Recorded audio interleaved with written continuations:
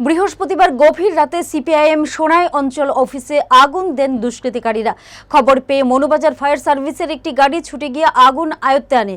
শুক্রবার সকালে আগুনে পুড়ে যাওয়া অফিস পরিদর্শন করেন মহকুমা সম্পাদক মণ্ডলীর সদস্য দীপক দে। ঘটনায় দোষীদের শাস্তির দাবি জানিয়েছে সিপিআইএম নেতৃত্ব।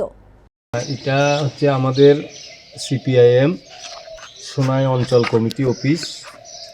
এটা গতকাল রাত্রি অনুমানিক 1:30টার সময় বিজেপি আশ্রিত দুষ্কৃতীরা এই পার্টি অফিসের ভিতরে কেরোসিন দিয়ে আগুন ধরিয়ে দেয়। এটা একেবারে ধ্বংস করার উদ্দেশ্যে।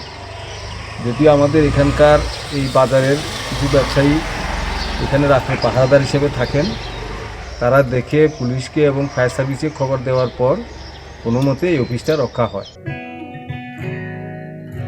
জুড়ে থাকে বাঁধন আপনার চেয়েও আপন, জুড়ে থাকে বাঁধন আপনার চেয়েও আপন, আপনার চেয়েও আপন।